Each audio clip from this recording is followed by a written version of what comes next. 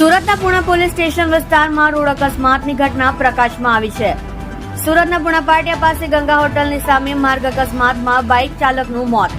Bike ચાલક દ્વારા અકસ્માતને આમંત્રણ આપી ખોટા ઓવરટેક કરવાને કારણે મોત.